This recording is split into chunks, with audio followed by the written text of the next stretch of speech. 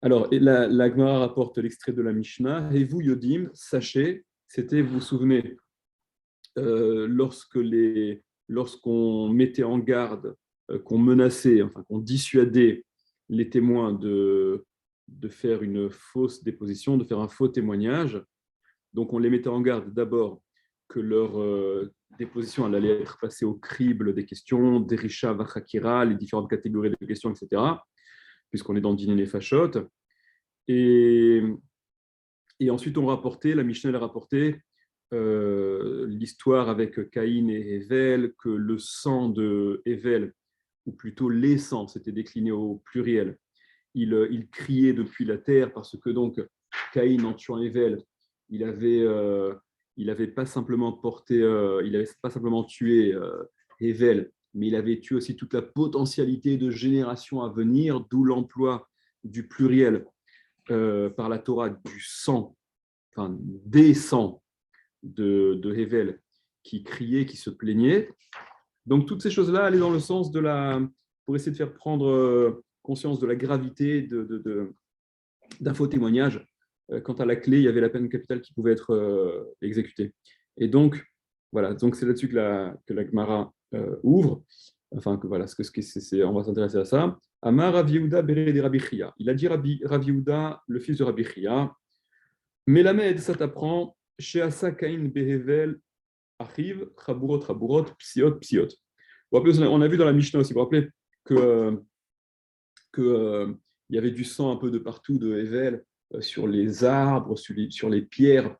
Alors j'avais vu le Tiferet Israël, je vous avais dit, qui expliquait lui que parce que Caïn, ne sachant pas comment tuer Hevel, et on s'était posé la question de Bichlal, comment il savait, enfin, d'après le récit, d'après ce que la Gemara en dit, d'après le récit biblique, c'est ce que la Gemara va dire immédiatement. Il ne savait pas comment faire pour le tuer, mais alors comment savait-il qu'il pouvait Bichlal le tuer? Mais bon, on est dans de la Haggadah. Donc le Tiferet Israël explique qu'il s'est servi de bois, qu'il s'est servi de pierre, ou bien peut-être que par rapport à ce que la Gemara va dire immédiatement, ce que Rabbi Yehuda Bérédé Rabbi Chia a dit immédiatement, que ça t'apprend que Evel, que Caïn, il a fait, il a porté à Evel son frère des coups, des blessures, des plaies, d'accord, il a frappé un peu de partout, et c'est peut-être pour ça qu'il y avait du sang de partout. Enfin bref, peu importe, quel que soit le tableau, la raison. Rav Yehuda Beri de Rabbi Chia, il dit, voilà, tu apprends de là que chez Asa Caïn Be'evel arrive qu'il a fait Caïn sur Evel, son frère, donc il lui a causé à Evel, son frère, Chaburot, Chaburot, Psiot, Psiot, des plaies, des blessures. Chez Loaya Yodea, parce qu'il ne savait pas, Me'echan Neshama Yotza, d'où la Neshama, elle sort. Il ne savait pas comment il allait obtenir, réussir à tuer son frère Evel.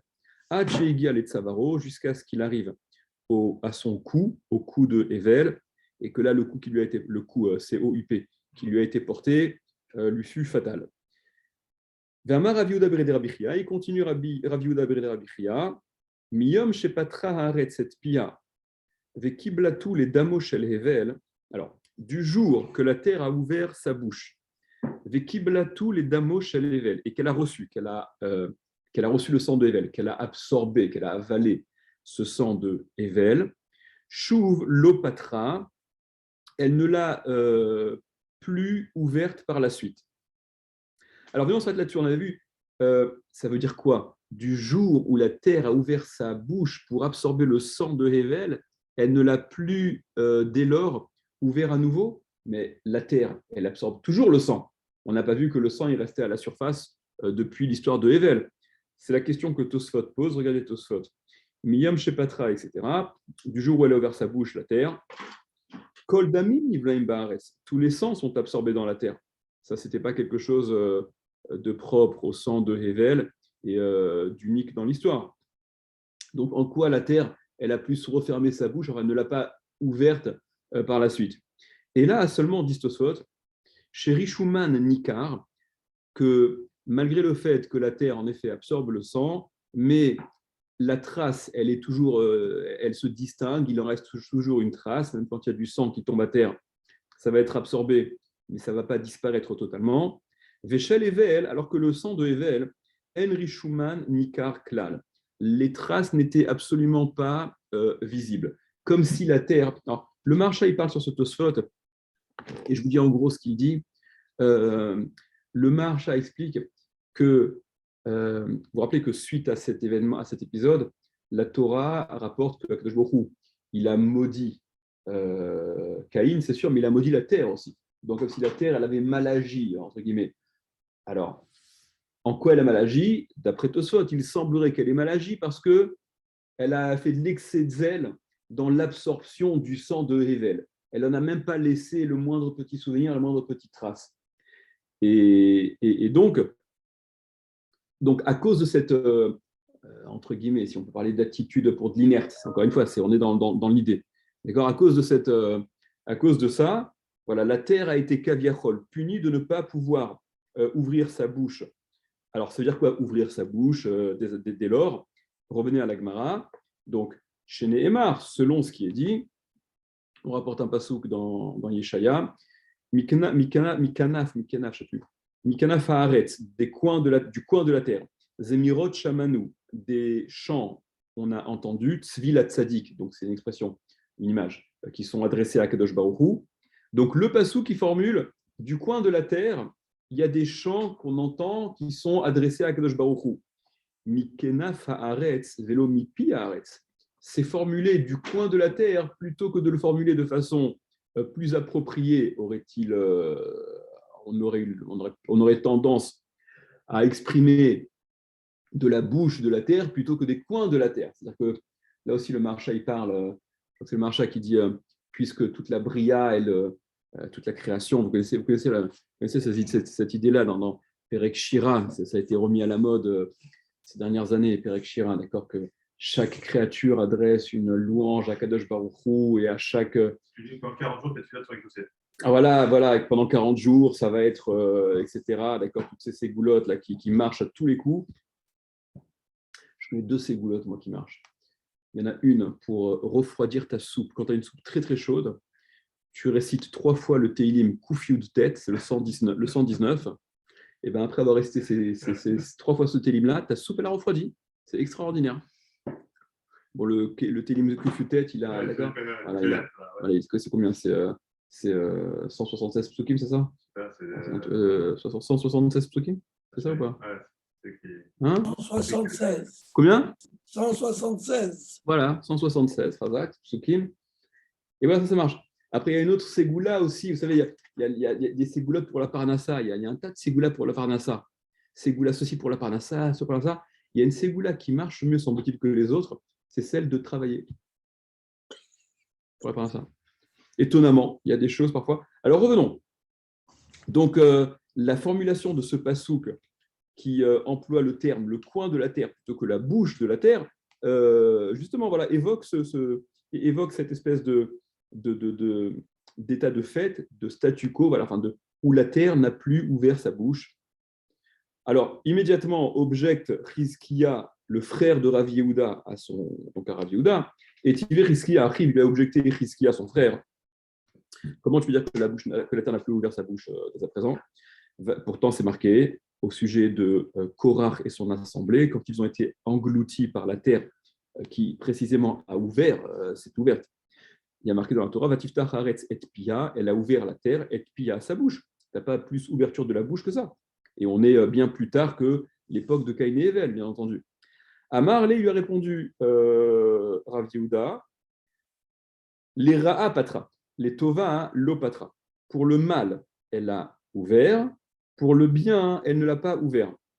Donc il y a juste, on va pas philosopher là-dessus 3 heures, mais donc quoi? Pour le mal, elle continue à l'ouvrir, mais pour le bien, elle ne l'ouvre plus. Mais quand elle avait ouvert à l'époque de Hével, c'était aussi d'après le sens de la Torah pour le mal, puisque c'était condamné finalement. Elle avait trop ouvert, quoi, semble-t-il. Et on n'a pas vu qu'elle est finalement ouverte pour le bien. Alors on n'a jamais vu qu'elle a ouvert pour le bien. Ok? Bon, laissons ça de côté. Voilà, c'est juste, voilà, vous réfléchirez à ça. Est-ce que ça n'est pas pour faire disparaître, c'est le bien, en ce sens qu'elle a fait disparaître le sang, comme ça il n'y a plus de traces, ça a été une mauvaise chose, on la cache, on l'élimine. Non, alors j'ai vu ramener, je ne sais plus où, que le fait qu'elle absorbe le sang et qu'en effet, ne reste pas visible à l'extérieur, c'est quelque chose de bien. Ça va dans le sens du kavod à la victime. C'est mieux que son sang soit caché. Mais de Tosfot, tu as bien vu de Tosfot, on semble lui reprocher d'avoir fait de l'excès de zèle et d'avoir absolument tout absorbé. Elle aurait dû laisser une trace, on dirait. Oui, Okay. d'un autre côté, on peut dire qu'effectivement, elle laisse une trace pour garder le souvenir, garder l'exemple, dire ça, c'est pas bien. Ok, d'accord. Et donc ça aurait été bien. Donc ça s'appelle bien ouvrir. Ça aurait été considéré comme si elle avait bien fait son travail. Voilà. Ouvrir sa bouche pour le bien. Laisser une Oui, trace. mais alors, le problème, c'est qu'aujourd'hui, comme dit Tosfot, où le sang il est absorbé par la terre et qui laisse une trace. Alors, ça semble vouloir dire que la terre continue à ouvrir sa bouche pour le bien, puisque ça laisse la Non, trace. mais Tu vois le paradoxe? oui. Non, D'accord? mais maintenant, elle laisse une trace pour montrer que c'est mal, qu'il ne faut pas faire.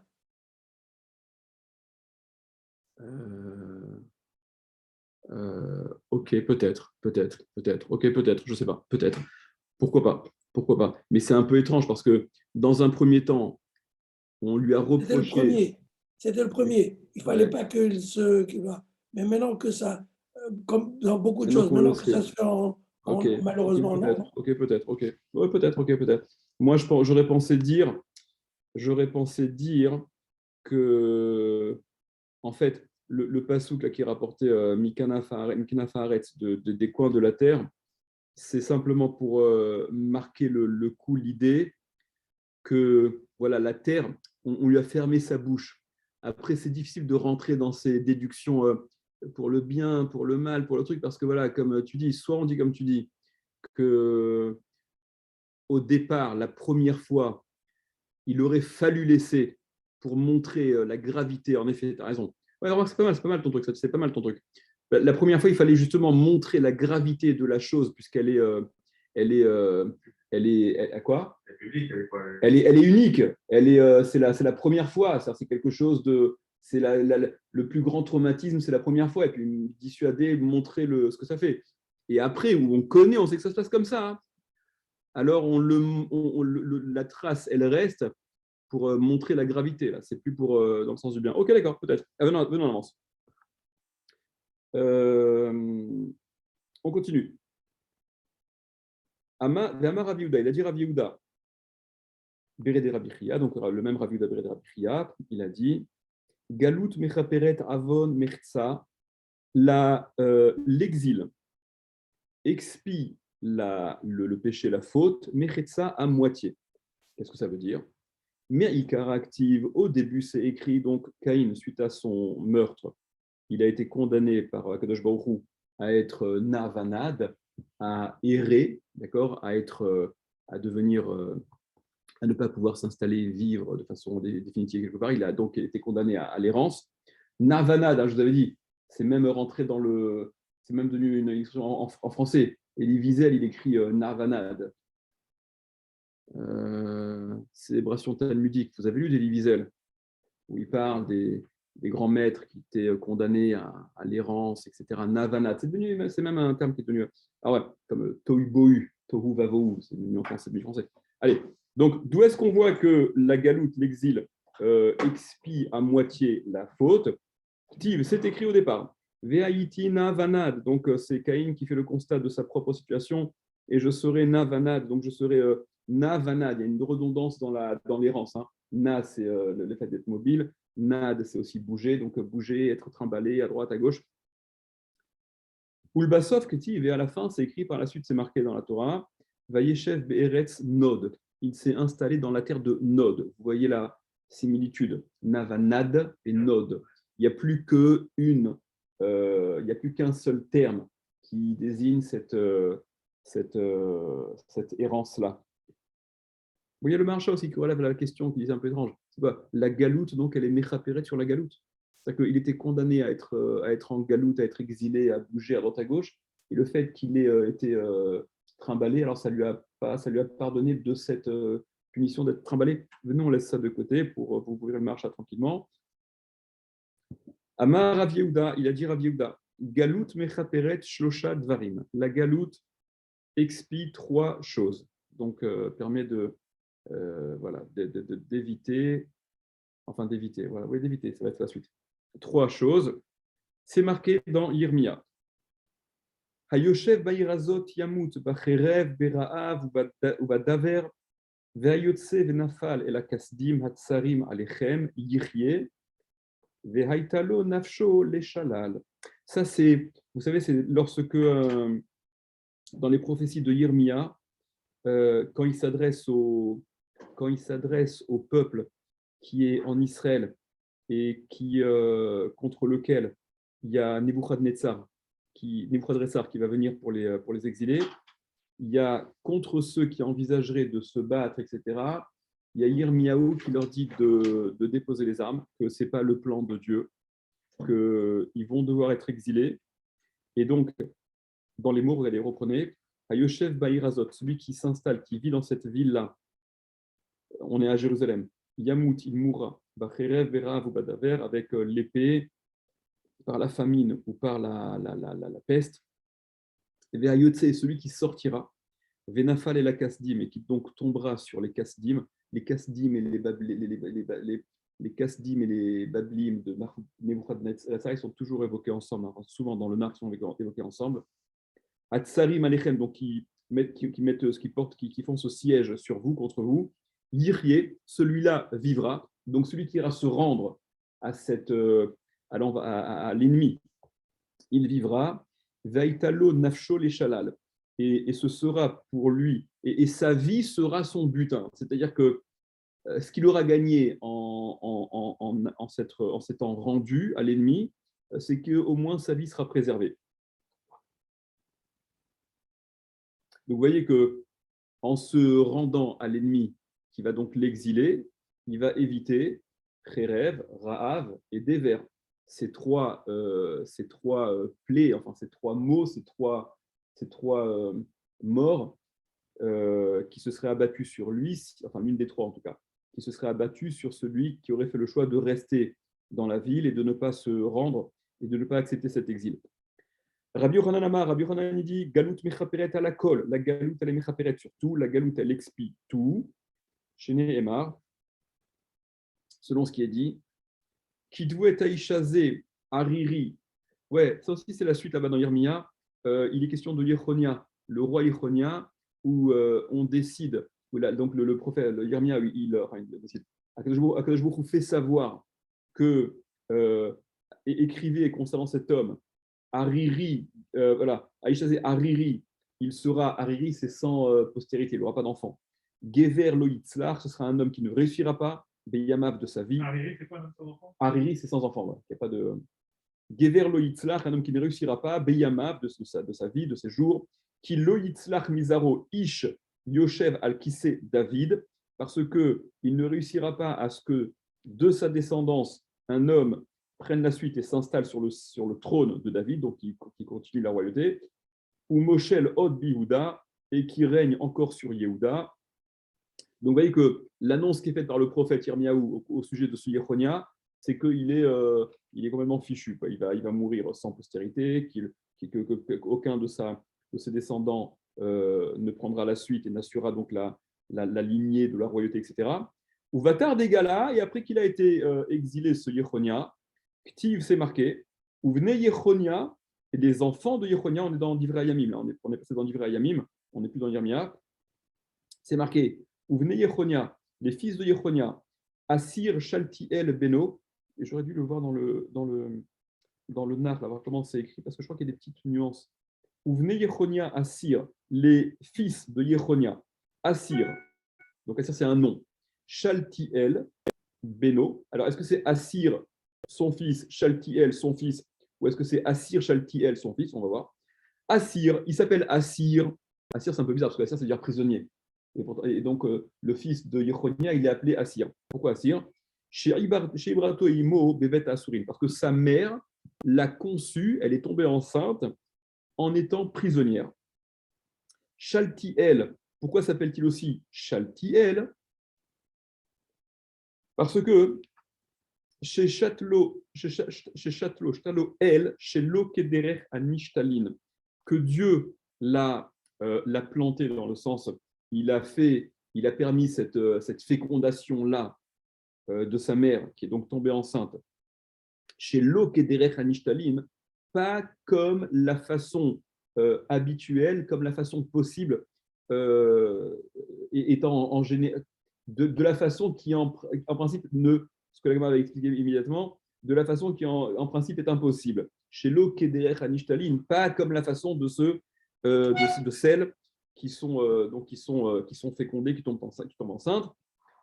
Gmiré, parce qu'on a appris, on a appris que chez Enaïcha Mita Beret Me'omad, la femme ne tombe pas enceinte, elle ne peut pas, voilà, elle ne peut pas être fécondée, je ne sais pas si c'est le terme qui correspond, Me'omad en étant debout, on passe, hein, en grossesse, ouais, c'est ça, c'était à l'époque moyenâgeuse.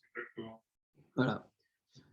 Et au XXIe siècle, on peut même dire depuis le XXe siècle d'ailleurs, en cloque, d'accord, c'est déjà plus, voilà, ce que j'aime pas beaucoup. On passe au Daf la Métret. Vehinit Abra, et elle a été, oui, engrossée, donc elle a, oui, été fécondée, mais Oumad en étant debout. Prenons Rashi. Voilà, tout en haut, donc, le Daf la Métret. Vehinit Abra, mais Oumad, quoi? Oui, Shaya Beta Asurin. Voilà, Shaya Beta Asurin Tsar, parce que, pourquoi est-ce qu'elle a été...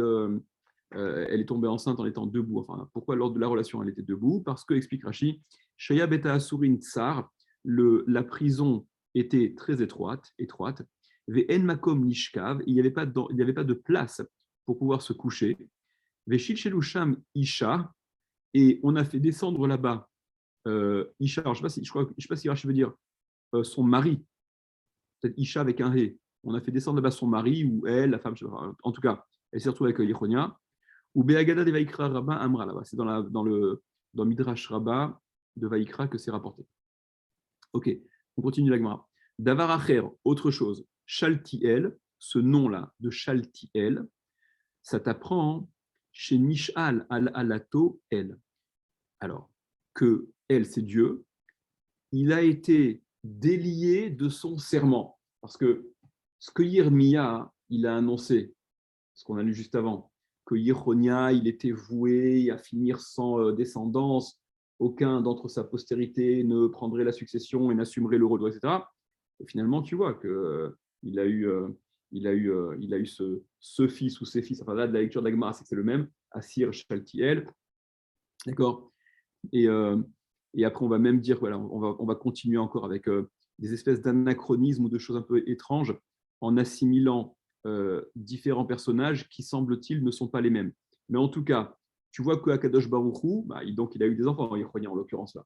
Donc Akadosh Baruch Hu, il a dû être, Kaviachol, délié de son serment, ce qui aussi est très étrange comme principe. On est dans la Haggadah toujours, je lis Rashi, Al-Alato sur son serment, les attire lo gzera chez Nishba pour lui permettre ce décret qu'il avait donc juré, chez Loyé Ben, qu'il n'est pas de fils, que ce Yechonia n'est pas de fils, Vehitiru lo pamalia shel mala, et ils lui ont permis, l'armée céleste, enfin le pamalia shel mala, d'accord, c'est ce palais d'en haut. Donc on a permis à Kadosh Baruch Hu, Kaviachol, d'être délié de son serment. Veshua Ktiva Beri Paracha, des Kitvu et Aïchazé, parce que c'est bien un terme de chevois qui a été employé. C'est ce que le passouk qu'on a lu dans la moud précédent exprime. Lorsque Yirmiya dit Kitvu, écrivez, comme si c'était quelque chose de scellé, de définitif. On continue la Gemara. Zerubbabel, et c'est quoi le nom de Zerubbabel? Vous connaissez Zerubbabel, d'accord? C'est quoi Zerubbabel? Toi, tu chantes la chanson de Hanouka. Ouais, il y a un truc avec qui sonne comme ça, ouais. Oui. Chez Nizra Bebavel. Zerubbabel, c'est la contraction de l'expression chez Nizra Bebavel. Alors, Zerou, Nizra, Bavel, Bebavel. Il a été conçu à Babel, en Babylone. D'accord? Zera, c'est la descendance, c'est référence à la conception. à Babel. Ou Shemo, et comment il s'appelait en fait ce Zérubbabel? C'était quoi son vrai prénom? Nehemia ben Chachalia. Shemo, c'est Nehemia. Et là-dessus, il y a les Mefarshim qui relèvent. Hein, apparemment, on voit explicitement que Nehemia et Zérubbabel, ce n'est pas les mêmes personnages. Point. Yehuda v'Chizkia ben Rabbi Chia havuyat ve'beseudata kame Rabbi. On revient à Ravi Yehuda et Chizkia, donc les deux frères, qui étaient installés à une Séouda chez Rabbi Yehuda Anassi, Velo avu ka'amre et velomide. Et ils ne disaient absolument rien, donc ils étaient assis, ça pourrait se comprendre. On est installé à la table de Rabbi Yehuda Anassi, d'accord? Eux, ce sont les enfants de Rabbi Chia, donc ils sont installés assis, avec disciplinés, silencieux. Amar Léhou, mais Rabbi, il a voulu les entendre un peu, donc Amar Léhou, Akberu Khamra Dardeke, mettez un peu plus de vin aux jeunes, donnez-leur un peu de vin, qu'ils soient un peu plus, faut les désinhiber un peu, qu'on les entende un peu. Qui écrit des limrou milta, afin qu'ils disent quelque chose. Kevan de Ipsum, après qu'il se soit, Ipsum c'est Khayavinish Livesume, qu'il se soit parfumé, qu'il se soit un petit peu, que les vapeurs de vin, que le vin, il commence à faire son effet. Patrou et Amrou, ils ont ouvert et ils ont dit, donc ils ont été inspirés, et ils ont dit la chose suivante. En ben David ba, le fils de David ne vient, donc le Mashiach ne vient, ad sheyirlush nebate avot misraël, que lorsqu'auront disparu les deux maisons patriarcales d'Israël, de quelles deux maisons s'agit-il? Ve'eluhen, et voici quelles sont-elles? Rosh Gola chez Bebavel, Venassi chez Be'eret Israël. Le Rosh Gola, celui qu'on appelle dans la Gemara souvent Resh Galuta, d'accord? Resh Galou, c'était l'équivalent du, je sais pas comment, en Tunisie, c'était le B en Tunisie, non? Le B, hein, c'était ça, le B. Bon, enfin, le chef politique, on va dire, d'Israël, qui était donc en Babel, enfin d'Israël, du peuple d'Israël, du peuple juif en Babel, puisque c'était là-bas en Babylone. Et l'autre maison patriarcale en question, c'est la maison du Nassi, du prince d'Israël, en l'occurrence Rabbi. Alors, ils sont en train de dire, le Mashiach ne pourra venir que lorsque ces deux maisons-là, elles auront disparu, elles seront définitivement chez Neymar, mais ils prouvent leur dire, ils ne balancent pas quelque chose gratuitement comme ça. Chez Neymar, selon ce qui est dit, donc c'est dans Yeshaya cette fois-ci, Veaya les Mikdash ou les Even Negef, ou les Tsur Mirchol, Lishne Bate Israël. Ce sera les Mikdash. Alors pour Mikdash, c'est Mikdash, le sanctuaire. Comment il faut le comprendre précisément? Ou l'Even Negev. Even Negev, c'est une expression qui désigne un obstacle, quelque chose qui fait chuter. Ou les Tsur Mirchol, un rocher de piège. Enfin, d'accord, c'est les notions des notions d'obstacles, de ce qui fait tomber, etc. L'Ishne Bate Israël, pour les deux maisons d'Israël. Donc voilà, ce pasouk-là semble dire que Ve'aya les Mikdash, comme si il y a il me semble que le sens, c'est que le Mikdash, il est lié justement à cette disparition, exprimée au moyen de ces expressions-là, Even Negev sur Mirchol, des deux maisons d'Israël. Et donc, les deux maisons d'Israël, quelles sont-elles? Eh bien, celle de Resh Galuta, du Rosh Galut, Rosh Gola, et celle du Nassi. Amar Lahem, il leur a dit, Rébi, Banaï, mes enfants, Kotsi matem etilini be'enai, des épines, vous me mettez dans les yeux, c'est-à-dire que vous n'avez pas eu d'autre inspiration que celle-ci qui est en train d'exprimer ma disparition, ma perte. Là aussi, le Maharsha, il a une autre grille de lecture. Hein. Le Maharsha, il a une grille de lecture par rapport au Hibour à Chodesh, par rapport à la. Ouais, exactement. Voilà. Ouais, c'est ça. Voilà, pour le rendre passer. Bon, laissons ça de côté. Amarli Rabbi Chia, il a dit Rabbi Chia, il a dit, non, Rabbi Chia, c'est le père de ce Rav Yehuda de Chizkia, qui assiste au chidouche très à propos de ses deux fils en présence de Rébi. Et donc, il lui dit Rabbi Chia à Rébi, Rébi, Alira Beinecha, que ne prend pas mal, que ce soit pas mauvais à tes yeux, ne prend pas mal la chose. Yayin nitan beshivim otiot, le vin a été donné, alors littéralement, avec 70 lettres. En fait, c'est la gematria. La gematria de Yayin, c'est 70. Yud Yud, 10, 10, 20. Nun, 50, 70. Vesod nitan beshivim otiot. Et le sod, le secret, il est aussi gematria de 70. Sod, sa mère, 60. Vav, 6 et Dalet, 4. Mirnas Yayin yatsa sod. Le vin est entré, le sod, le secret, il est sorti. Ok. Donc, voilà, on ne voit pas trop la consolation qu'il y a là-dedans. Bon, vous verrez le Maharsha pour voir la lecture qu'il en a. Et il y a des Mefarshim qui expliquent ça. Je vais vous lire rapidement là, ce que j'ai vu dans le Margaliot Hayam, qui dit comme ça, regardez, qui explique la chose suivante. Regardez, c'est marqué, vous savez que dans Bereshit, la bracha de Yaakov à Yehuda, donc celui qui donne la royauté, et de qui la royauté dépend. Il y a marqué Lo yasur shevet mi Yehuda, umprokek mi ben raglav, ad ki yavo Shilo. Il ne quittera pas shevet, le sceptre de la royauté Yehuda, ou miprokek mi ben raglav, et le législateur de sa descendance, sera de sa descendance, ad ki yavo Shilo, jusqu'à ce que vienne Shilo. Velo ike hatamim, et à lui, les peuples se obéiront. C'est cette phrase qui fait croire aux chrétiens que voilà, c'est. Razak, tu sais cette histoire, Razak. Exactement. Vous connaissez l'histoire. Alors moi, je crois que j'avais vu avec je crois que c'est Rabbi Yonatan Ibeshitz.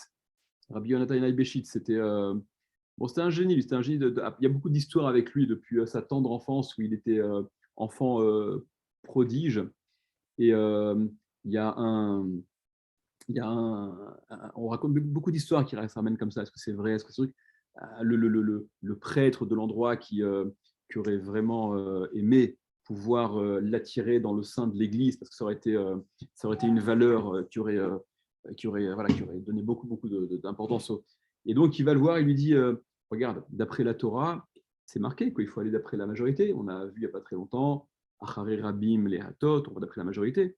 Ah non, excuse-moi, c'est pas sûr, bon, n'importe quoi. C'est pas cette histoire. Il lui dit, regarde, il y a un remède, tu as une allusion dans la Torah que Yeshua, que Jésus, c'est le Mashiach. Parce que c'est marqué, le passouk qui dit ce que je viens de dire, le sceptre de la royauté ne quittera pas Yehuda, et le législateur descendra de Yehuda, jusqu'à ce que vienne Shiloh, et à lui, les peuples obéiront. D'accord. D'ailleurs, sur place, le Chumash, le Baal HaTurim, il montre que Yavo Shiloh, ou Yavo Shiloh, c'est Gematria Mashiach. D'accord. Donc ce Shiloh en question, c'est Mashiach. Et il dit Ki Yavo Shiloh Velo, Yavo Shiloh Velo Yike Hatamim, Yud, Shin, Vav, Yeshu. Ce Yeshu. Ok. Ce à quoi, du tac au tac, d'après l'histoire, lui répond le petit Rabbi Yonatan Ibeshitz, il ne faut jamais sortir les choses de leur contexte. Donc, joue à ton petit jeu depuis le début. Lo Yasur Shevet, lo. Continuons, lo la négation. Continuons le petit jeu des rachetés votes. Yasur Shevet, yesh, il n'y a pas. Mi Yehuda ou Mechokek, mi Ben, même, vav, même. De défaut, il n'y a pas de défaut. Raglav, ad, resh, aïn, ra, mauvais. Ki Yavoshilo, comme Yeshu. Il n'y a pas d'aussi mauvaise chose que Yeshu. Ok, voilà, on ferme la parenthèse. Mais là, ce n'est pas le pshat dont il est question. Donc, il ramène ici, de ce pasouk-là, voilà. Et donc, alors, Lo Yasur Shet Yehuda, la première partie du verset, il ne quittera pas le sceptre de la royauté Yehuda, et Lou Raché Galouyot chez Bebavel. Ce sont justement les Raché Galouyot, les roches Gola, dont parle la Gemara, le Resh Galuta, qui était en Babel, chez Rodin Etan Beshevet, qui avait l'autorité avec le bâton sur le peuple, dans le sens où c'était les responsables, les dirigeants, etc. Ou Bechokek Ben Raglav, et le législateur, ça fait référence à Elou Ben Banav Shel Hillel, ce sont les descendants de Hillel, chez l'Omdim Torah Barabim, qui apprennent la Torah, qui enseignent la Torah, donc qui sont voilà. Et Nitralko Tafkidim At Yavoshilo, les deux rôles sont séparés jusqu'à ce que Shiloh vienne, chez Az, que alors, ils seront réunis dans la main du roi Mashiach. Et par conséquent, Israël. Donc les deux maisons d'Israël disparaîtront en effet, puisqu'elles vont se fondre pour n'en former plus qu'une seule. Vetaku Malchuto shel ben David asher loïk hatamim. Et ce sera pour que puisse être érigée la royauté du roi David, vis-à-vis duquel les peuples obéiront, se soumettront.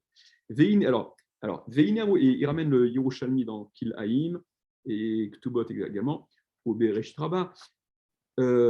Chez les bêtes Hillel, il dit la chose suivante, bon, ça c'est une lecture, que cette espèce de dynastie-là, depuis Beth Hillel, elle provient des filles qui sont descendues de David, alors que le Rosh Galout de Babel, il provient des garçons de David Améler, et Rabbi, qui donc, Rabbi Amar, donc, Rabbi Amar, Kshevo Aresh Galuta, l'Eretz Ifne lo Mekomo Berosh, et donc, Rabbi dit que lorsque le Rosh Galout viendra en Eretz Israël, il lui laissera la place. Nimtsa, il se trouve donc chez Kacher Tarzor Amemshala les bêtes David, que lorsque le pouvoir retournera à la maison de David, et Shalsholeta Deresh Galuta, ce sera le Rosh Galout qui prendra le dessus. Torah, et il va cumuler à ce moment-là même la Torah. Donc finalement, celui qui se retrouve à être évincé, c'est Rabbi. C'est celui qui assure la continuité du côté, dans la descendance des filles de David Améler. D'accord ? Je ne sais pas si c'est le côté d'Uchraya et Zachar et Nekeva, ça fait référence aux garçons et aux filles, ou si ça fait référence à cette notion un peu kabbalistique, là, parfois bien qu'il ne faut pas faire, on va pas faire de Kil Haïm, on ne va pas faire de mélange interdit entre la Gemara et la Kabbalah. D'accord ? Voilà, Sharia Rosh Sanhedrin.